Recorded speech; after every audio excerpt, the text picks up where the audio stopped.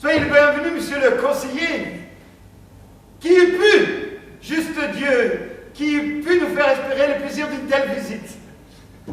Ce matin encore, même en rêve, qui aurait pu imaginer pareil bonheur? Oui, je sais, j'arrive un petit peu à l'improviste. Bien, laissez-moi d'abord vous expliquer les raisons de la tournée que j'effectue en ce moment. Voici. La Cour d'Utrecht veut améliorer l'exercice de la justice en vigueur dans nos campagnes. Justice défectueuse à bien des égards. Elle a donc décidé de réprimer les négligences et les abus avec la plus grande rigueur. Mon rôle n'est pas de punir, mais d'observer. Je m'estimerais déjà très heureux de trouver les choses dans un état simplement tolérable. Et je n'ai qu'un désir, croyez-le bien, me séparer en toute cordialité de ceux que je suis chargé de contrôler. Dites-moi, compère, que veulent ces gens? Je ne sais pas, juste une histoire de cruche cassée, c'est à peu près tout ce que j'ai compris. Une cruche, tiens, qui l'a cassée, cette cruche? Eh bien, prenez place et vous la prendrez. Alors, il faut maintenant demander au plaignant quel est l'objet de sa plainte. Il me faut maintenant... Établir l'objet de la plainte.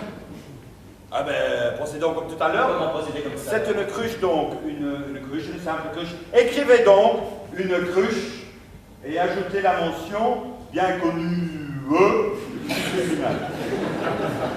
Sur la simple supposition que j'ai assez... Est-ce que je vous dis de l'écrire? Écrivez-le, c'est bien une cruche qu'il s'agit, n'est-ce pas, Dama? Oui, de cette cruche. Vous voyez bien? Et cette cruche est cassée. Ah! Et qui a cassé cette cruche? Ce gredin-là, je parie. Oui, ce gredin-là en personne. C'est pas vrai, monsieur le juge. Oliver. La croyez pas, elle ment. Revenez, tu parleras quand on va les faire en coup. Monsieur le greffier, avez-vous écrit une cruche?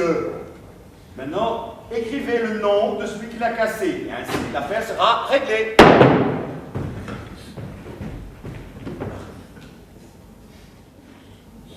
Ici, à la place de ce trou, où maintenant il n'y a rien, c'était Philippe d'Espagne recevant toutes les provinces néerlandaises.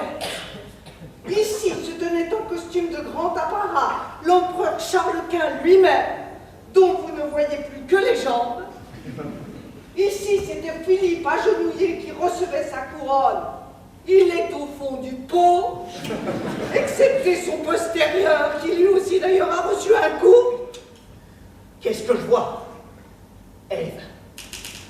Je la reconnais à son corsage. Et un autre avec elle. Un autre? Tiens, un autre.